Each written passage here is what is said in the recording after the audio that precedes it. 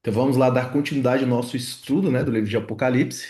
E hoje nós vamos estudar Apocalipse capítulo 4 e 5. Então, esses dois capítulos que são uma mesma visão, na verdade, né? Só que ela em dois momentos distintos, né?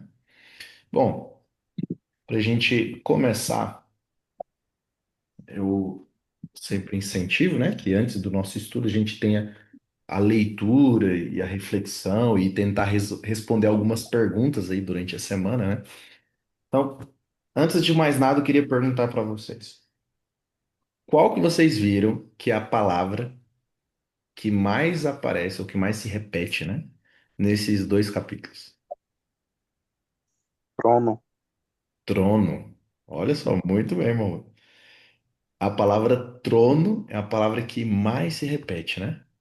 Aí a pergunta que É, vem, já que a gente percebeu que a palavra trono é a que mais se repete, por que tem essa palavra repetida tantas vezes? Qual que é a mensagem? Porque é aquela questão, né? Se na Bíblia algo se repete muito, é porque está querendo enfatizar algo, né? O que que vocês acham? é. João, ele quis enfatizar ao repetir tanto a palavra trono aqui nesse capítulo.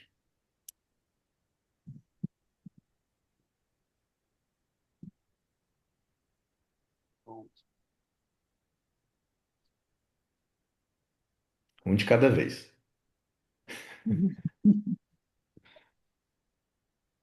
Vamos Eu começar. acho que porque, E pode falar, vai lá. eu acho que porque é que tem trono lá no céu, né? Por isso que ele falou, né? Opa, então já tem um fato, né? Bom, primeiro é porque tem trono no céu, né? Isso é um ponto importante. Mas, por exemplo, ah, lá no céu tem anjos, não tem? Além dos querubins que a gente vê aqui. Tem. Mas aqui a gente não ouve dos anjos, a gente ouve dos querubins só, no foco ali. Não tem essa repetição, né? E outras coisas que tem lá no céu também, mas que não tem, não tá tão repetido. Então, É. de fato, o fato de mencionar trono, a gente sabe que tem trono no céu. Mas qual que é o significado do trono? Para a gente pensar melhor, qual que é o significado de trono na Bíblia? É Trono deve autoridade. ser Autoridade não. Autoridade, o que mais? Mas que tipo de poder supremo, autoridade? poder supremo, Poder supremo, ok. Isso quando a gente pensa em Deus, né? Mas vamos pensar da forma geral, assim, em trono, na Bíblia. moral, Por exemplo, Autoridade autoridade real, de real, realeza. de realeza. Então, é alguém que governa, está associado ao governo, certo? Então, isso é interessante, porque se a palavra que mais se repete no livro de Apocalipse é a palavra, nesses dois capítulos, né? Capítulo 4 e 5. Se as palavras que mais se repetem, se a palavra que mais se repete é a palavra trono, e trono está associado ao governo, à realeza, então automaticamente já entende que o tema do livro de Apocalipse, capítulo 4 e 5, esses dois capítulos, essa visão, está associado também à questão do governo, da realeza. Então, ao ter tantas repetições, o autor está dizendo para a gente: olha, esse trecho, essa visão, se trata de governo, de realeza, certo? E agora a gente pode ir mais a fundo em alguns detalhes, né? Para a gente entender melhor, interpretar melhor essa visão. Eu vou refazer mais algumas perguntas ali que eu joguei no grupo, né? uhum, Te desenvolver mais aqui as ideias. Ok, já falou sobre a questão do trono. Aparece uma outra coisa aí, um pouco diferente nesse capítulo, né? Aparece aí um grupo que é conhecido como 24 anciãos, certo? A pergunta que vem naturalmente é: quem são os 24 anciãos? E eu queria que você respondesse dando algum argumento. Não precisa dar todos, mas fala assim: olha, eu acredito, ou eu entendi, ou eu acho que os 24 anciãos representa isso.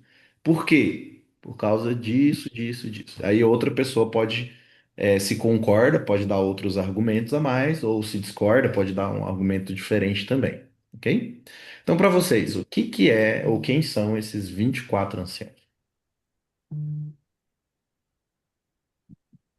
Quem são os tradições?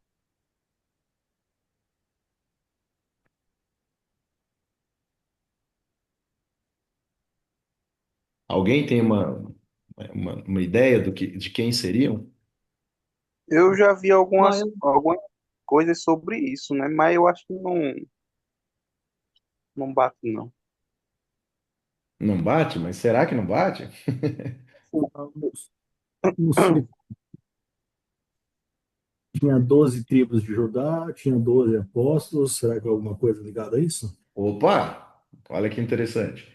O Gui começou já não afirmando, ele já foi vendo detalhes que ajudam a chegar numa conclusão. Muito bom. Então é interessante, porque a gente tem o 24, que é o número composto por 12 mais 12, né? E a gente tinha no Antigo Testamento 12 tribos, no Novo Testamento 12 apóstolos, né? Interessante. E aí, o que que isso pode ajudar a gente a identificar? Já foi um bom argumento, olha. Está relacionado aí ao número 12 que tem no Antigo e no Novo Testamento também. O que mais a gente poderia associar a esses 24 anciãos? Quais são as Mas características que nós vemos pelo deles? que eu estava pesquisando, que eu estava vendo aqui em alguns materiais que eu tenho aqui, eles podem ser considerados assim, como se fossem representantes, representantes da humanidade, vamos dizer assim, né? Representantes da humanidade. Como assim? Explica pra gente. Representantes da humanidade, como estava redimida, glorificada, Redimido representantes dos salvos, vamos dizer assim. dos salvos. Mas aí, no caso, essa visão, ela tá se, é uma visão lá no futuro, depois que todo mundo foi salvo? Seria Muito isso? bem. Por que você está desse jeito hoje? É, dos redimidos, não é? São representantes da humanidade que foram redimidos, Que foram que foram redimidos. salvos. Então É, essa visão seria lá depois da volta de Jesus? Seria isso?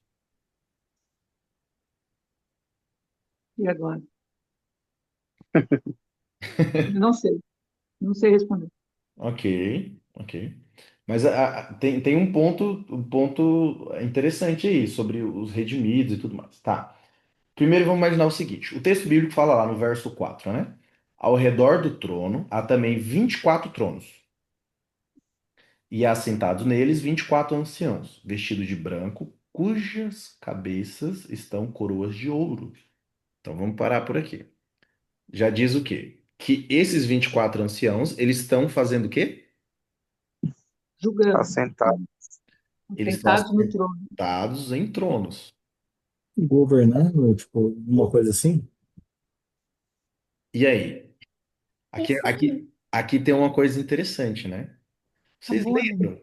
Lá no capítulo 3, no verso 21, que foi dito assim, ó, ao vencedor dar-lhe-ei sentar-se comigo no meu trono. E assim como eu também venci e me sentei com meu pai no seu trono. Então a gente já percebe que existe uma relação com o povo de Deus, porque aqui fala que é uma promessa que foi feita para o povo de Deus. Olha, se você vencer, você vai sentar no trono assim como eu sentei no trono também.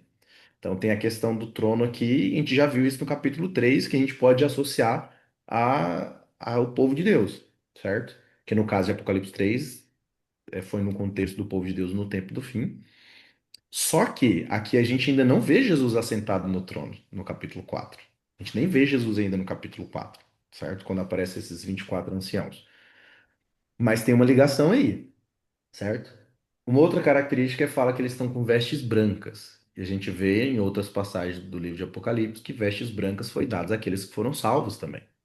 Então, o que a irmã G falou aqui sobre a questão dos redimidos, existe sim uma relação de um povo redimido, um povo salvo, até um ser humano salvo. Outra característica que fala é, eles estão vestidos, eles estão com nas cabeças com coroas, né, de ouro. Aqui a palavra coroa, a palavra Stefanos, no grego, É aquela, eu não sei se é guerrilha que se fala, ou que era aquelas coroas que eles usavam de folhas de louro, sabe?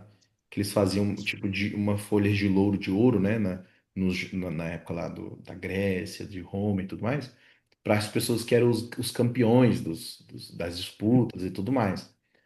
Então, essa palavra, ela toda vez que ela é usada na Bíblia, ela está associada ao ser humano também, certo?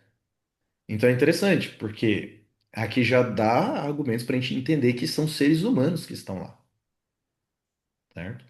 Aí juntando esses fatos com o que o Gui falou, que nós temos a questão do número 24, né? Que tem uma relação com o número 12 e o número 12 das tribos, dos apóstolos, né? A gente pode chegar a uma conclusão que talvez, não dá para a gente saber com exatidão, na verdade, quem são esses 24 anciãos, mas talvez eles representem a humanidade, mas não significa que são todos os salvos. Existe algum grupo ali que representa a humanidade. E uma possibilidade seria qual? Quando a gente olha ali, o livro de Mateus, capítulo 27, quem puder ler para gente, Mateus, capítulo 27, os versos 51 a 53.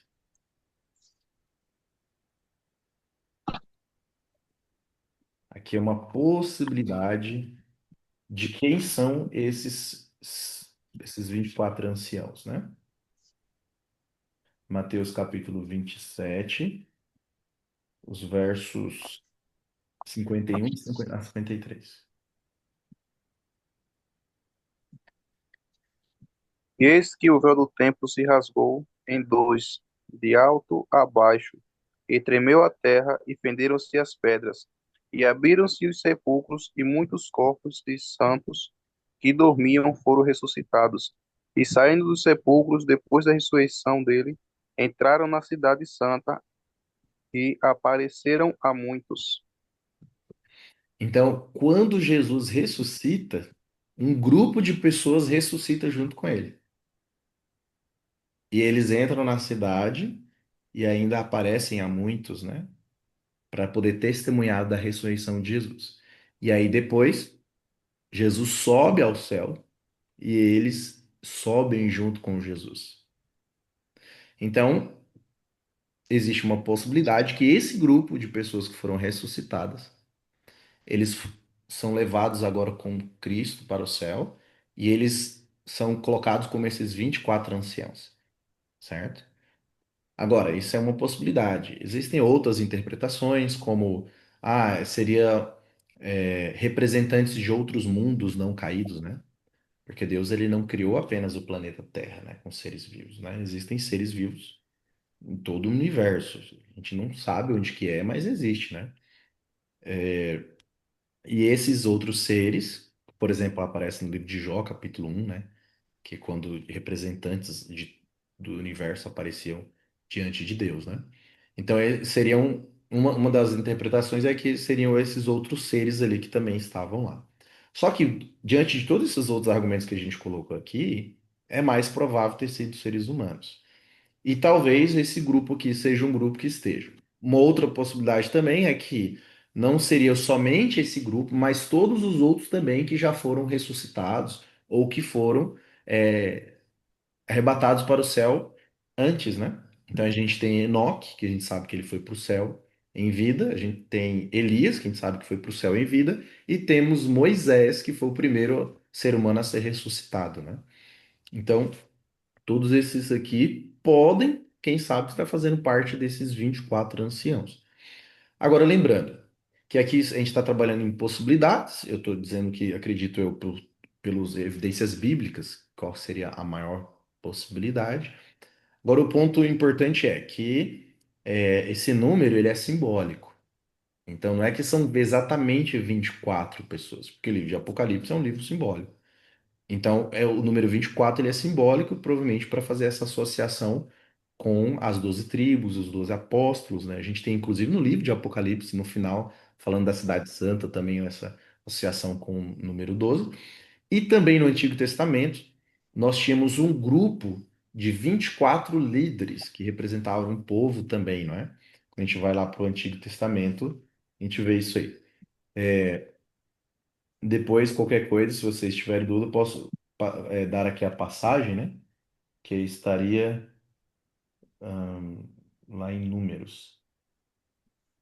Porém, o ponto é que existe um grupo que está ali junto ali nessa cena. Só que eu quero chegar logo no capítulo 5 que tem algo ali mais interessante para a gente falar sobre o capítulo 5. O capítulo 4 na verdade, é uma preparação da cena para o que vai acontecer no capítulo 5, ok? Então vamos lá. A outra perguntinha que eu fiz aqui foi. Aí a gente já entra no capítulo 5, certo? Quando a gente olha no capítulo 5, verso 4, vamos ler, na verdade, né, os outros versos aqui, só para a gente voltar aqui ao contexto, né? Então, verso 1 diz lá: Vi na mão direita daquele que estava sentado no trono um livro escrito por dentro e por fora, de todo selado com 7 selos. Vi também um anjo forte que proclamava em grande voz: Quem é digno de abrir o livro e de lhe desatar os selos? Ora, nem no céu, nem na terra, nem sobre a terra, nem debaixo da terra, ninguém poderia abrir o livro, nem mesmo olhar para ele. E eu chorava muito porque ninguém foi achado digno de abrir o livro, nem mesmo de olhar para ele. A pergunta que eu faço é: por que o fato de não ter ninguém que pudesse abrir o livro leva João a chorar? Por que que João está chorando?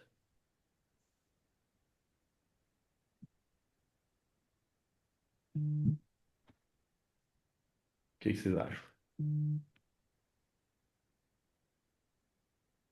Porque Porque daí, se não tivesse ninguém, se não tivesse ninguém para abrir o selo, não ia poder saber qual seria o fim das coisas, né?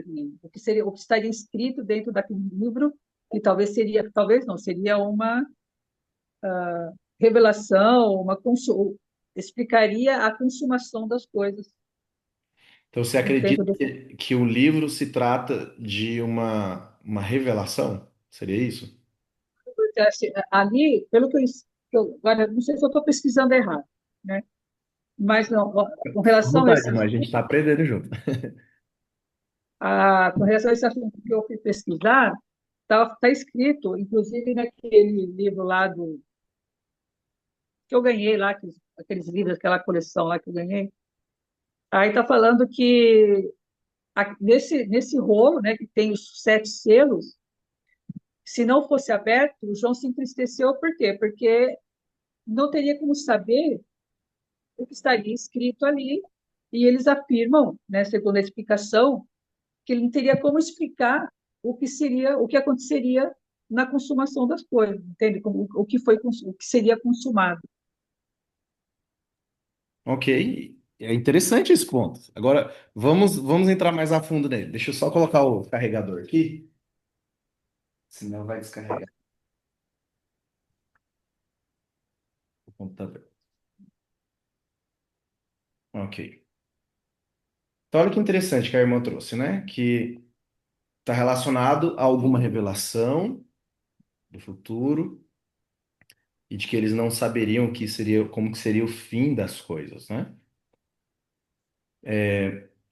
Lembrando que, na verdade, eu fiz essa pergunta, para a gente conseguir responder bem ela, a gente precisa responder as outras que vêm depois, né?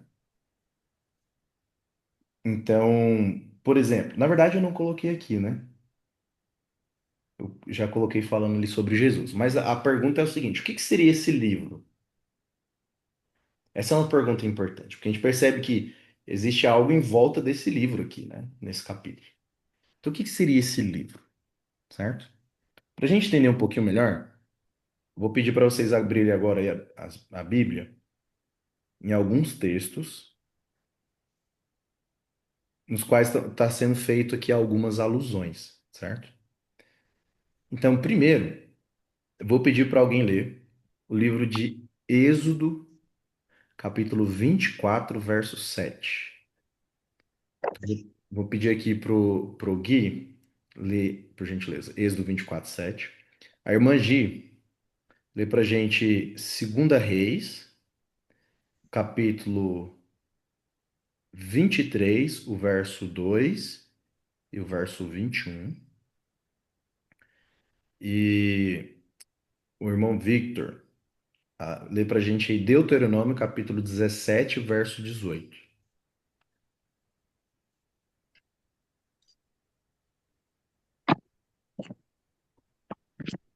Ok?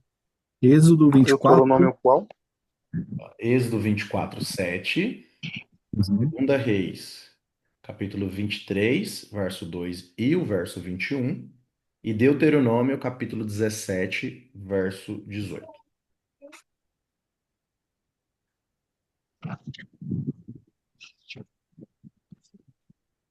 E tomou o livro do concerto e o leu aos ouvidos do povo. E eles disseram: Tudo o que o Senhor tem falado, faremos e obedeceremos. Ok? Pode ler o próximo verso. 23, 2, né?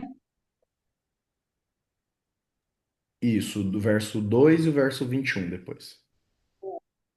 O rei subiu à casa do Senhor, e com ele todos os homens de Judá, todos os moradores de Jerusalém, os sacerdotes, os profetas e todo o povo, desde o menor até o maior, e leu diante deles todas as palavras do livro da aliança, que fora encontrado na casa do Senhor. 21. E agora é Deuteronômio. 21. Vai ler o 21 ainda, né? Será também, É que é o 21. Deu ordem o rei a todo o povo, dizendo: Celebrai a Páscoa ao Senhor, vosso Deus, como está escrito neste livro da aliança. Ok. E agora Deuteronômio 17.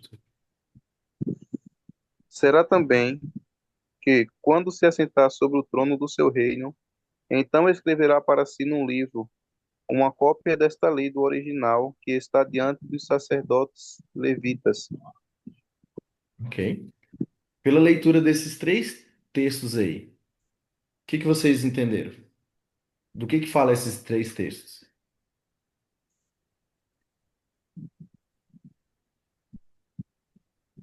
É, O meu está fala ali, falando que o livro que vai ser no trono vai ser um livro da lei, uma cópia da lei, né? Ok. E para quem que era essa cópia? o povo, não para o rei, né? Para o rei, exatamente. Então, o rei, ele tinha que ter uma cópia do livro da lei. Então, isso é interessante. E aí, nós temos também lá no caso, no texto que o Gui leu, que fala sobre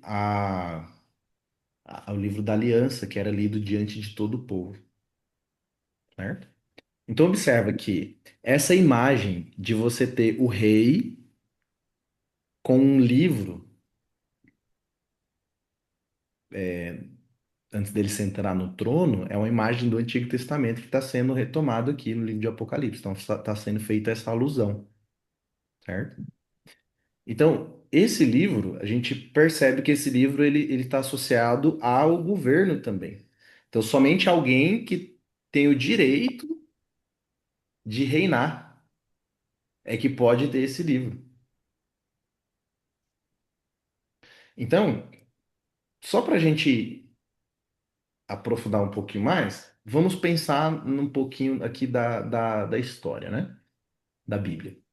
Então, quem foi o primeiro que recebeu o governo, né? O domínio do planeta Terra? De Deus. Para quem Deus deu a primeira vez o domínio, o governo da Terra? Adão. Adão, exatamente. Então, Adão, ele era o governante da Terra, um representante de Deus, né? Governando aqui o planeta Terra. Só que quando Adão, ele peca, o que acontece? Ele Ele perde. perdeu Ele perde esse domínio e esse domínio é dado para quem? para Satanás. Para Satanás. Porque agora Satanás, ele se torna o governador do mundo. Por quê? Porque é um mundo de pecado, certo? E o pecado originou de Satanás, por isso ele se torna o governador deste mundo. E aí, por exemplo, quando nós vamos para o livro de Jó, capítulo 1, a gente vê que tem todos os representantes de todos os planetas lá no céu. E aí Satanás aparece lá no meio. Por que que Satanás aparece lá no meio? Porque ele era o governador da Terra, certo? Então, Cristo, ele tinha um propósito aqui na Terra, de poder tomar posse de volta da Terra também. Então, Jesus, ele não veio somente para nos salvar. Ele também veio para tomar posse do planeta, do mundo. Que ele pudesse ser o governador legal do mundo e não mais Satanás, certo? Então isso é interessante. Então, quando a gente percebe isso, na verdade a gente percebe o seguinte, que este livro, ninguém poderia pegar ele, por quê? Porque ninguém tinha feito algo até então para resolver o problema que era qual? Satanás estava sendo o governador do mundo. E se não fosse resolvido isso, o plano da salvação não se cumpriria. Então, João ele chora, por quê? Porque ele está desesperado, falando assim: nossa, mas então quer dizer que não tem escapatória para o planeta Terra? Esse é um aspecto. O segundo aspecto vem dentro do que a irmã mencionou, que a gente percebe que conforme os selos vão sendo abertos, existe uma revelação que é dada conforme a abertura dos selos. Por quê? Porque o livro ele era escrito por dentro e por fora. Então, observa que conforme você vai tirando os selos ali, vai tendo coisas que você já começa a ver. Mas você só vai ver ele completamente, na verdade, quando tudo estiver aberto, certo? Lembrando que é algo simbólico. Então, imagina o simbolismo, né? De desatando os selos, né? A gente vê que depois esses selos vão sendo desatados. Então, informações que estão escritas neste livro, a gente começa a ver algumas delas, até finalmente desatar tudo e a gente poder abrir tudo e poder ver tudo que está escrito neste livro, certo? Somente quando ele estiver totalmente desatado. Isso vai acontecer só lá na frente. Então, está relacionado também à revelação, à mensagem ou uma revelação a respeito do futuro também. Então, o que vai ser do futuro? Não tem como saber, a menos que esse livro seja desatado os selos. Então, quando a gente pega esses dois aspectos, a gente entende agora por que João estava o quê? Ele estava chorando. Primeiro, porque ele não sabia qual era a revelação sobre o futuro. E segundo, que não tinha alguém para tomar posse do governo da Terra. E o governo estava sendo Satanás. Mas, enquanto tudo parece perdido, aí vem um dos anciãos e fala para ele o quê? Olha, você não precisa temer. Por quê? Qual que é a resposta? Eis aqui o leão da tribo de Judá, a raiz de Davi, que venceu para abrir o livro e desatar os seus sete selos. Olha que interessante. Então, percebeu que ele venceu para dois motivos. Para poder abrir o livro e poder desatar os selos. Então, ele pode tomar posse do livro e ele pode também desatar os selos. E o ato de tomar posse do livro é o que dá direito agora ao governo. E o desatar os selos é o que vai dar, né, vai permitir, né, poder ler o conteúdo do livro, né? Então isso é interessante. Agora a pergunta é, quem que é o leão da tribo de Judá que venceu para abrir o livro? E antes de a gente chegar a essa resposta, tem um outro ponto Enganchou. interessante também. É que no verso 5 ele ouve o ancião dizendo para ele: ele é o leão da tribo de Judá. Mas no verso 6, o que que diz o verso 6?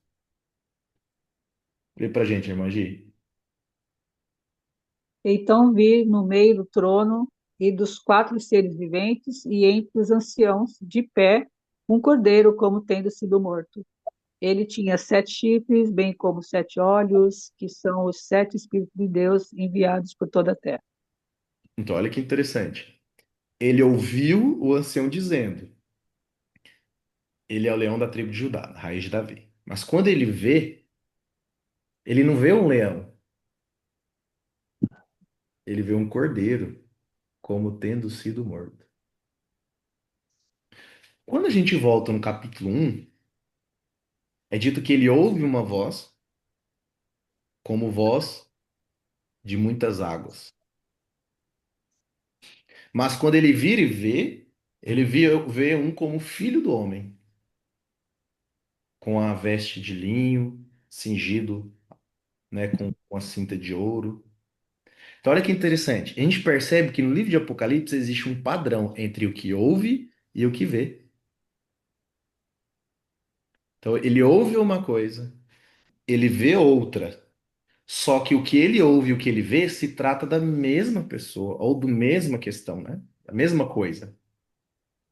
Porém, com uma descrição diferente.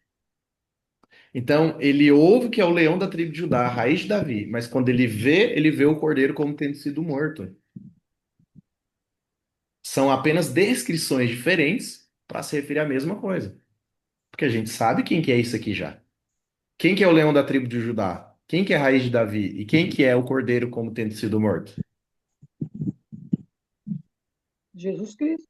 Exatamente. Então é interessante esse padrão no livro de Apocalipse, entre o que ouve e o que vê. Apesar de serem descrições diferentes, mas se trata da mesma coisa. Eu estou enfatizando isso aqui porque a gente vai chegar depois no capítulo 7 e a gente vai precisar lembrar desse padrão, porque vai nos ajudar a identificar ali o grupo dos 144 mil, que está lá no capítulo 7. Mas existe então, essa relação entre o que ouve e aquilo que vê, certo? Agora é interessante que fala que ele venceu, e o fato dele vencer é que ele pode pegar agora o livro, que ele agora vai ter o domínio e tudo mais, né? Aí depois disso, eu queria que alguém lesse o verso 8 até o verso 10.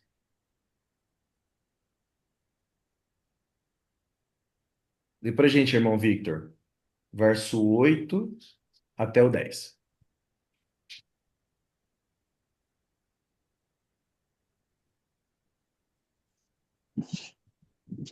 Versículo 8 ao 10. Isso. E havendo tomado o livro, os quatro animais e os 24 anciões prostraram-se diante do Cordeiro, tendo todos eles harpas e salvas de ouro, cheias de incenso, que são as orações dos santos, e cantavam um novo cântico, dizendo: Digno és de tomar o livro e abrir os seus selos, porque foste morto e com o teu sangue compraste para Deus homens de toda a tribo, língua, povo e nação. E para o nosso Deus os fizestes reis e sacerdotes, e eles reinarão sobre a terra. Então, olha que interessante. Depois que ele toma o livro, o que que todos os seres que estão ali fazem? Se prostram diante do Cordeiro. Eles se prostram diante do cordeiro e fazem o que mais? Entoava um novo cântico. Eles entoam um novo cântico. E basicamente, qual que é a mensagem do cântico? Olha, você é digno de tomar o livro e abrir os selos, por quê? Que foste morto com o teu sangue, praxe para Deus, o que procede de toda a tribo, língua, povo e nação. Então, Bebezinho da vovó, bebezinho da vovó. oi, Elo. Então, por causa da morte de Cristo, do seu sangue derramado, é que ele é digno de tomar posse do livro para poder ser um governador e para poder desatar os selos.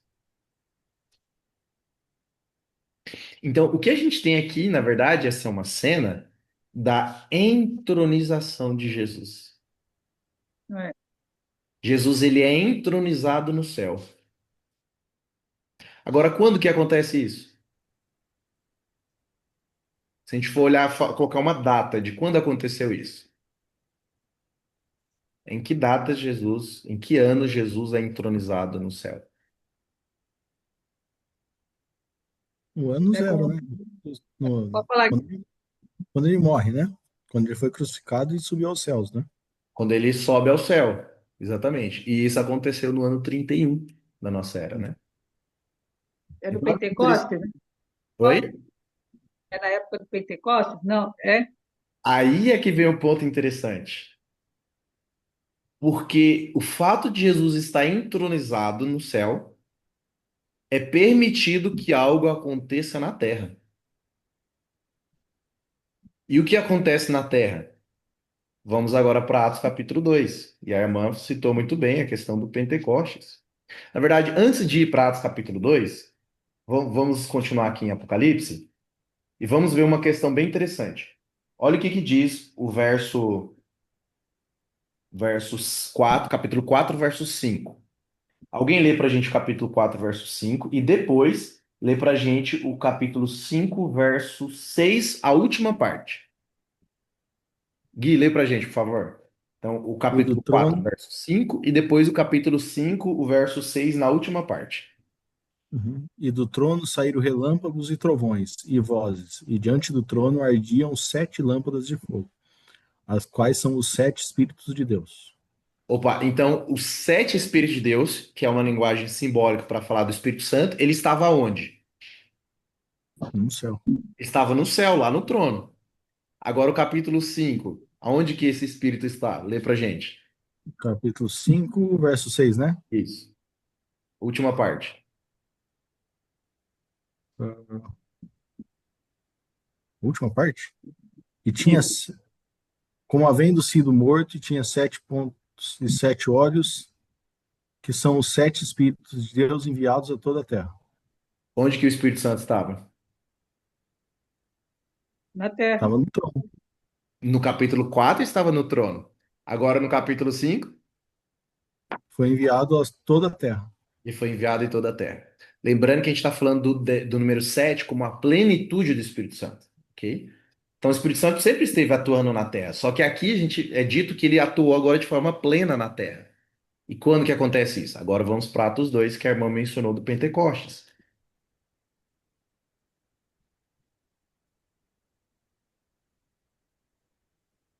Atos capítulo 2. E é interessante que aí nós temos aqui o contexto do Pentecostes, então está acontecendo aqui um Pentecostes, e aí Pedro ele vai explicar o que está acontecendo.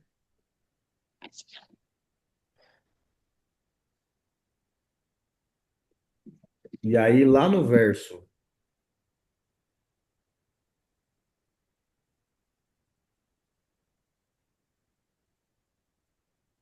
33, capítulo 2, verso 33. Vamos ler o 32 só para dar contexto. 32 e 33. Qual que é Deus, como que Pedro enxerga o que está acontecendo, o acontecimento do Pentecostes? Deus ressuscitou a este Jesus, do que todos nós somos testemunhas. De sorte que, exaltado pela destra de Deus e tendo recebido do Pai a promessa do Espírito Santo, derramou isto que vós agora vedes e ouvides. Ou seja, Pedro está falando, tá vendo o que está acontecendo tudo aqui? O pessoal aí profetizando, falando em línguas. Tudo isso é por quê? Porque Jesus ressuscitou e ele se assentou aonde? À destra de Deus. Aonde que o livro estava? Na A mão direita. destra Estava do à anjo destra forte. daquele que estava sentado no trono. Então Jesus ele toma posse do livro e ele se assenta no trono, do lado direito de Deus. E aqui ele fala, por conta disso Jesus pôde enviar o Espírito Santo à terra.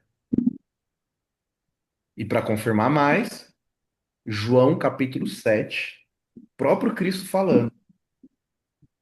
Ele vai falar do futuro agora, porque nessa época ele não tinha morrido ainda, né?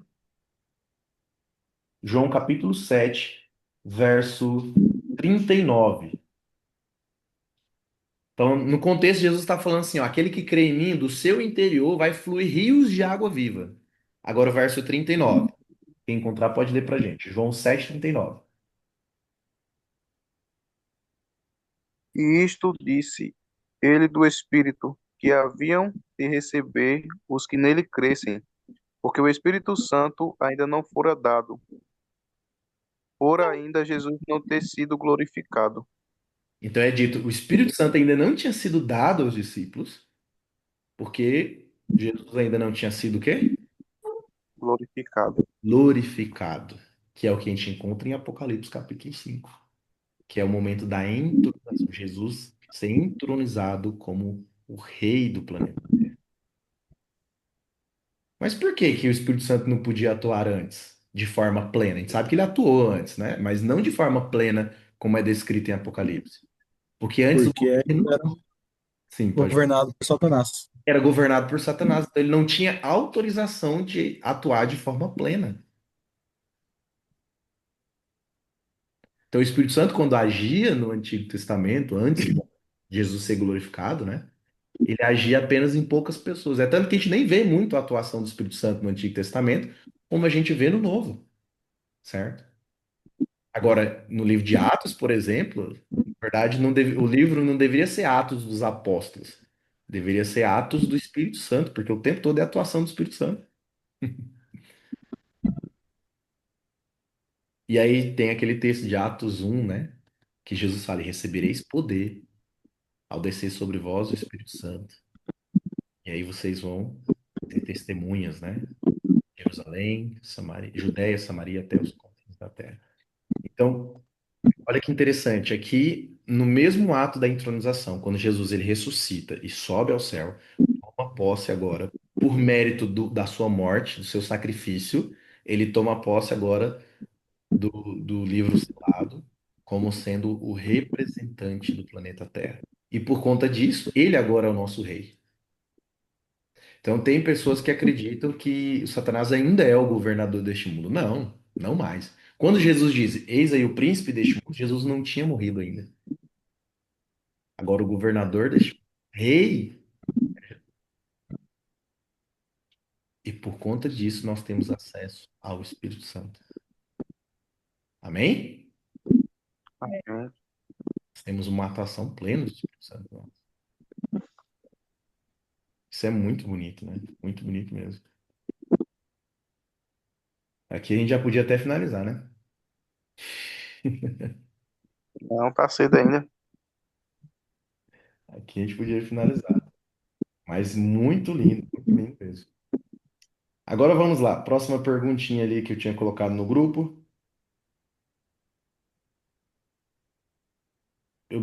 Basicamente a gente já viu aqui, né? Algumas alusões que nós temos no Antigo Testamento, qual que era o cumprimento e o ano, né? Dessa visão. E aí a mensagem central. Agora, só para a gente pensar aqui, né? Se a gente for ver no livro de Apocalipse, vai perceber agora uma linguagem totalmente diferente no livro, certo? Porque até então, no capítulo 2, capítulo 3, não era tão difícil assim de interpretar, né? Os símbolos, eles não eram tão difíceis, tão complexos. Mas daqui para frente começa a ficar um pouco mais. Isso por quê? Isso porque agora a gente está falando de um momento especial agora, né? Que acontece, o evento da entronização de Cristo. E os efeitos que isso tem na história e no desenvolvimento do livro também é muito, muito importante. Então, eu quero que vocês imaginem assim, ó, que o livro a entronização de Jesus no capítulo 5 é como se fosse, imagina quando você vai num parque de diversões e tem aquela, como é que fala? Montanha-russa. Montanha, Isso, montanha-russa. Que aí você tá subindo, tá subindo, tá subindo, tá subindo, e parece que as coisas, nossa, tá travado, o negócio não vai, não vai, não vai, não sei o quê. Só que aí do nada ele chega no topo. E depois tudo acontece mais rápido, né? Então imagina que Apocalipse 5, né, esse retrato aí da entronização de Jesus, é como se ele chegasse agora no topo da montanha russa. E tudo que acontece depois da entronização de Jesus é o ir ladeira abaixo da história da humanidade.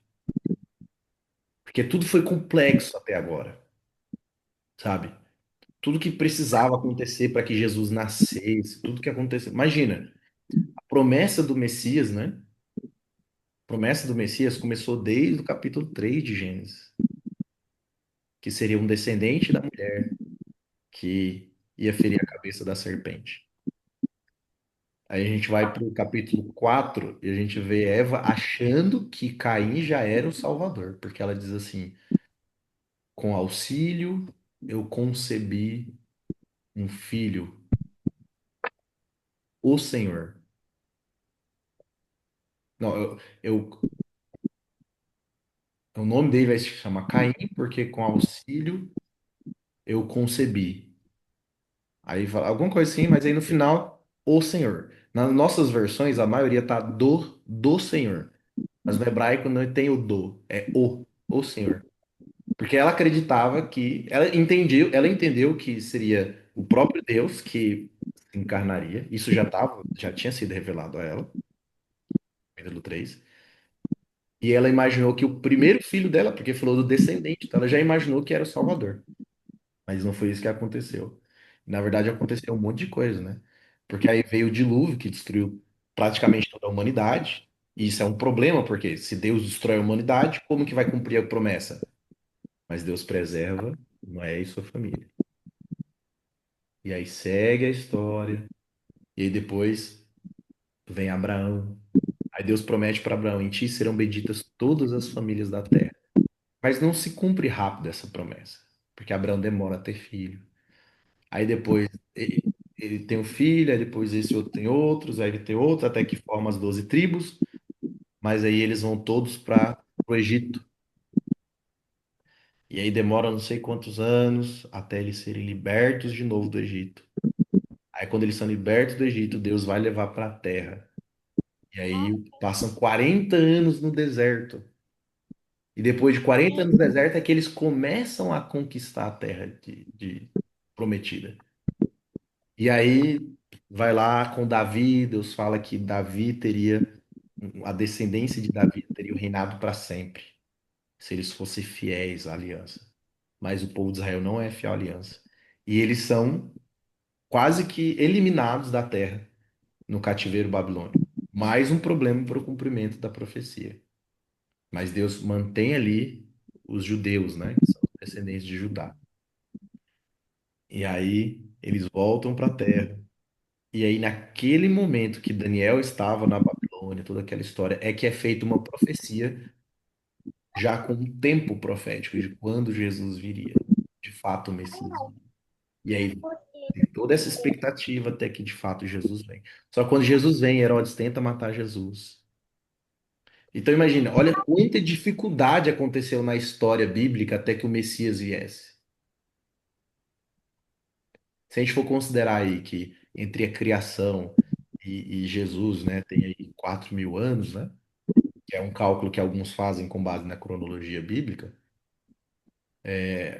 são 4.000 anos de expectativa, né? Até que Jesus de fato viesse, né? Desde a promessa dele. Mas enfim, ele veio. Então agora é por isso que lá em Apocalipse é dito que Satanás sabe que pouco tempo resta, porque agora ele já foi vencido, ele já foi derrotado na cruz. E por conta disso é que ele sabe que pouco tempo resta para ele, porque agora ele não tem mais o domínio da terra. Então falta só algumas questões acontecerem para que Jesus voltasse. E é a expectativa que a gente tem, né? Então esse livro, essa parte aqui é muito importante do livro de Apocalipse, certo? Agora, tem algumas pessoas que elas não interpretam assim. Elas não acreditam que esse capítulo 5 se trata da entronização de Jesus no ano 31. Alguns vão dizer que, na verdade, está falando do juízo no final dos tempos. Vão lá do fim dos tempos já. Alguns vão usar esse argumento pelo fato do trono. Porque trono também tem o símbolo de juízo, certo? E é verdade, na Bíblia, o trono está associado a julgamento. É tanto que os 24 anciãos se assentam em tronos. E a Bíblia fala de que nós vamos julgar até mesmo os anjos. Então, existe essa linguagem, né, de, de juízo com trono. Agora, quais são os argumentos que a gente pode chegar à conclusão de que, na verdade, não é, não se trata do tempo do fim, e sim da entronização de Jesus no ano 31? Primeiro, por todos esses argumentos que a gente já viu até agora, certo? Que existe uma relação do Pentecostes. Aqui eles louvam, né, de que ele é digno porque ele morreu, né? Porque ele derramou sangue, certo? Então existe esse foco no fato dele ser digno de abrir o selo. Só depois do capítulo 12, na verdade, capítulo 11, que começa a falar sobre julgamento, é que nós temos uma linguagem de juízo, que é digno de julgar e assim por diante, né? A palavra julgamento, ela só aparece duas vezes entre o capítulo 1 e o capítulo 11. E todas as vezes é falando que tinha uma expectativa do juízo. O juízo não tinha vindo ainda. Mas só depois vai aparecer com mais repetições, falando do julgamento. Então, a estrutura do livro de Apocalipse, na verdade, ele se trata do período histórico até o capítulo 11, e do capítulo 12 em diante é que ele vai focar no tempo do fim. E por causa do tempo do fim, está associado ao julgamento também. Então, esse é um outro motivo porque a gente entende que aqui no capítulo 5 não se trata do julgamento no tempo do fim, certo? E tem mais dois, na verdade, mais um argumento, mas ele está associado a duas coisas. O primeiro deles é que ele está associado à própria estrutura. Na verdade, o argumento está associado à estrutura, que tem dois aspectos da estrutura. O primeiro a gente viu na primeira aula, que é sobre a estrutura do santuário, né? Quando a gente olha para o santo, para as introduções das visões, né, que fala sobre o santuário, a gente percebe o seguinte, que no capítulo 1, a gente tem uma visão que tem imagens do santuário aqui na Terra, que é Jesus no meio dos candeeiros. Depois, no capítulo 4 e 5, nós temos aqui Jesus sendo entronizado. E essa linguagem de entronização é uma linguagem que ela está associada também à inauguração do santuário. Se a gente olha todos os termos que aparecem aqui, e a gente vai lá para Êxodo capítulo 40, que fala da entronização do santuário, a gente vai perceber, da inauguração do santuário, né? A gente vai perceber que existem muitos paralelos ali. Depois, no capítulo 8 existe uma linguagem, é uma outra descrição do santuário, que tem uma linguagem associada à intercessão, que lá fala sobre o incenso, e o altar e tudo mais, né? Depois, no capítulo 11 verso 19 é que nós temos falando da Arca da Aliança, a Arca do Testemunho, que ficava no lugar santíssimo. Então, ali é que nós temos uma cena do santuário que está associada ao juízo. Aí depois, no capítulo 15 de Apocalipse, nós temos uma cena do santuário descrevendo que acabou o serviço do santuário no santuário celestial. Jesus ele deixa de interceder no santuário celestial. Isso só acontece no capítulo 15. E no capítulo 19, a gente não consegue ver nada dentro do santuário. Por quê? Porque cessou agora todo o serviço do santuário. E no capítulo 21 até o capítulo 22, o santuário agora está na terra, que é a presença do próprio Cristo, certo? Então ele começa na terra, termina na terra, livro de Apocalipse, e nesse meio, que é do capítulo 4 até o capítulo 20, né, existe essa relação do que acontece lá no céu. Então é por isso que a linguagem é bem diferente no capítulo 4 até o capítulo 20. É um simbolismo mais complexo, porque são imagens para tentar descrever o que está acontecendo no céu, né? Vocês entenderam essa estrutura do santuário? Então, quando a gente olha Entendi. essa sequência da estrutura do santuário, a gente percebe que faz mais sentido entender que aqui está associado à entronização, que essa entronização ela tem relação com a inauguração do santuário também, e não com o juízo, certo? Até porque aqui a gente nem vê a Arca da Aliança, né, sendo falado aqui nesse capítulo. Um outro argumento é sobre as festas do povo de Israel. Então, abra sua Bíblia em Levíticos, capítulo 23.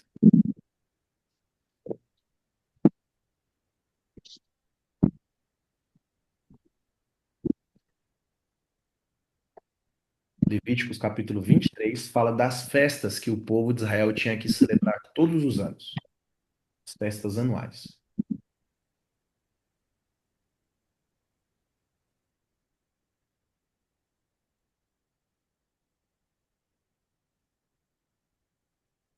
Então, só que tinha uma que tinha que ser anual, sete festas que eram anuais, mas ele já começa dizendo de uma que era semanal, na verdade, mas que também foi chamado ali de festa, né? Então, quando você olha aí no capítulo 23, a partir do verso 3, do 3 até. É só o verso 3, né? Qual que é o título que está aí na sua Bíblia? Qual que é a festa? O que eles tinham que celebrar? Começa. Sábado. Oi? O sábado. O sábado, ok? Então vamos lembrar disso depois. O sábado. Começa pela questão do sábado, que acontecia toda a semana. Depois, verso 4 até o verso 8. Qual que era a festa que deveria ser celebrada? Páscoa. A Páscoa, certo? Depois disso, do 9 até o 14, As primícias, das primícias. Muito bem. Depois, do 15 até o 25. a colheita, Do 15 ao 25. a colheita, Não. O Pentecostes. O Pentecostes. Exatamente. a colheita, É porque tinha ali junto a questão das trombetas, das colheitas, que estava ali no meio, né? Mas a festa em si era o Pentecostes, né? E aí, do verso 26 até o 32, o dia da expiação, dia da expiação. E do 33 em diante, tabernáculos, dos tabernáculos, certo? Então a gente tem, vamos lembrar, sábado, Páscoa, primícias, Pentecostes, expiação e festa dos tabernáculos. Aí aqui no meio, na verdade, tem, né, da, da trombeta também, né, e das colheitas, certo? Festa das colheitas ali também. Mas vamos lá. Pensando no livro de Apocalipse agora. Quando a gente olha para Apocalipse capítulo 1, verso 10, o que que diz ali? Apocalipse 1, verso 10. Só a primeira frase. eu fui arrebatado no espírito No, no dia do Senhor, no dia do Senhor. Qual que é o dia do Senhor na Bíblia? o sábado, Sábado. Então a gente já tem o primeiro elemento lá de Levíticos 23, certo? Depois, nós vemos Cristo sendo apresentado aqui, certo?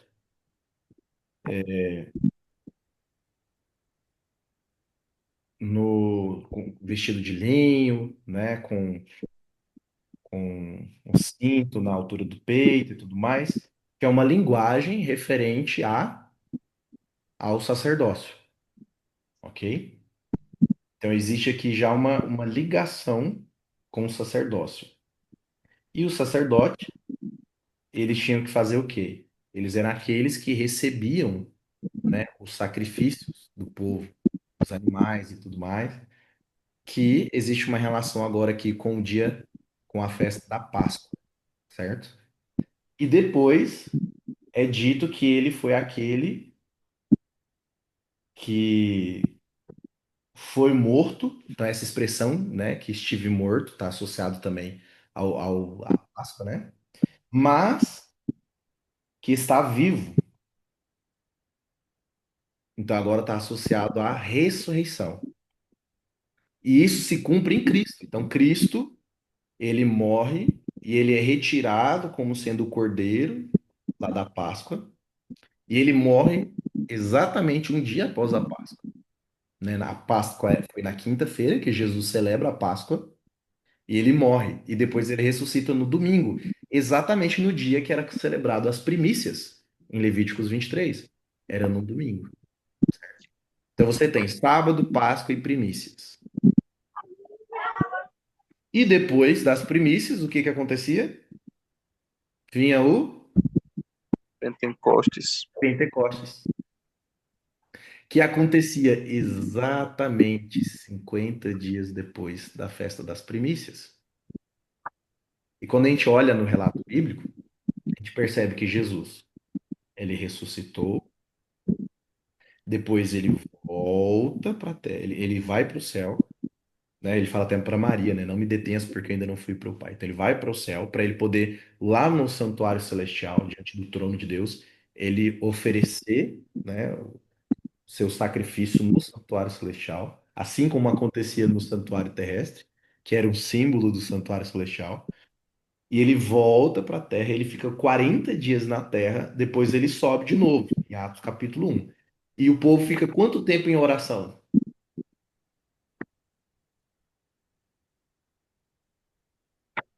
Quanto tempo os discípulos ficam em oração até descer o Pentecostes? Até descer Dez. o Espírito Santo? 10 dias, para se completar os 50 dias. Exatamente a festa dos Pentecostes. Já se encaixa exatamente nessa estrutura. E se você segue, você vai ver que depois da festa dos Pentecostes, você tinha a festa das trombetas. E se você vai para o capítulo 8 de Apocalipse, é a visão do quê? Capítulo 8 e 9. Das Trombeta. trombetas. E depois da festa das trombetas, vinha o dia da expiação. E quando você vai para o capítulo 11, verso 19, aparece a Arca da Aliança, que era o único dia que o sumo sacerdote entrava na Arca da Aliança, fazendo alusão ao dia da expiação. Só que depois disso, você tem o quê? Você tem a pregação do evangelho a todo mundo no capítulo 14, e o final do capítulo 14 descreve o quê? A colheita dos salvos. A ceifa, né, no capítulo 14, verso 14 até o verso 15. É a ceifa dos salvos, que é a colheita que tinha também lá no povo de Israel. E por último, a última festa era a festa dos tabernáculos, que era quando o povo comemorava o quê? A posse da terra prometida. Só que eles faziam cabanas para poder lembrar de que eles viveram no deserto em cabanas, em tendas, né? Tabernáculos. Mas o tabernáculo significa que é que Deus estava no meio do povo. Eles estavam em tendas porque Deus estava em tenda no meio do povo. Deus estava tabernaculado, ou seja, Deus no meio do povo. E a gente termina o livro de Apocalipse com Deus no meio do povo, com a cidade santa no meio do povo. Então observa que existe todo um paralelo com as festas do povo de Israel. Então, existe um paralelo com o santuário, existe um paralelo com as festas aqui no livro de Apocalipse, certo?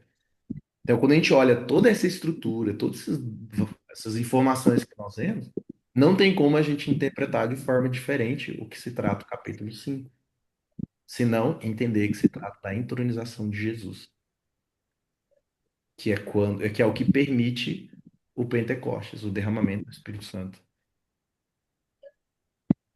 lá no povo de Israel.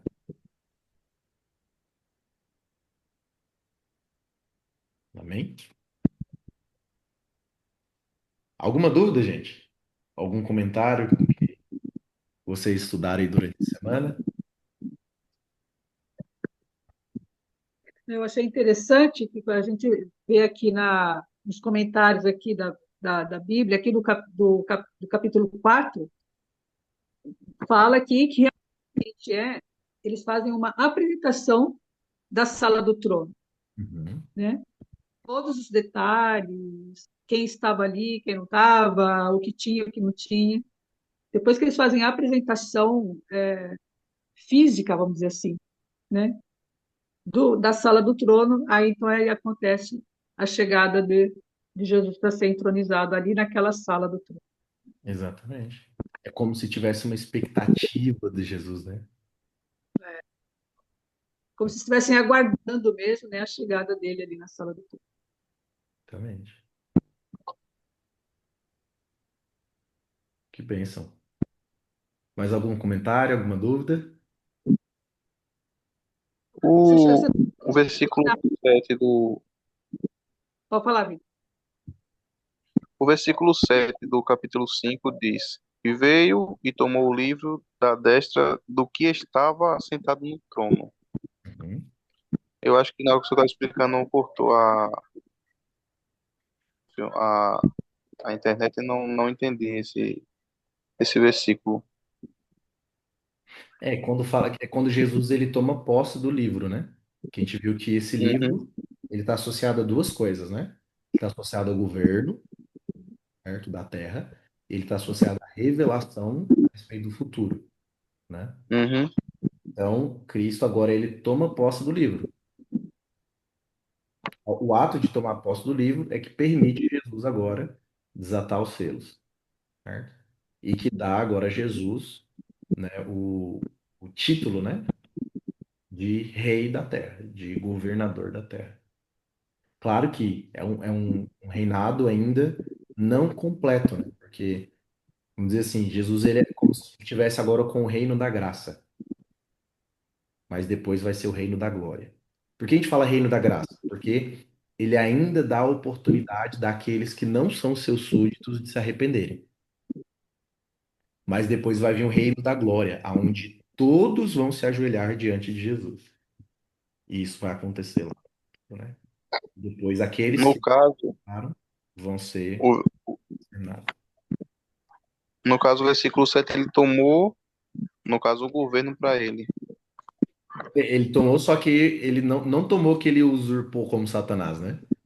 Porque Uhum. o texto diz que ele é digno de tomar o livro. Então ele pega o livro. Isso. Mas por quê? Porque ele é digno. O que torna Jesus digno? O sangue derramado. O sangue derramado. E aí, vou aproveitar aqui a sua fala e fazer uma associação agora com o capítulo 4. Tem alguns que não acreditam que Jesus é Deus, certo? É. Só que no capítulo 4 a gente também ouve falar sobre alguém ser digno. Mas o que que diz o capítulo 4 verso 11?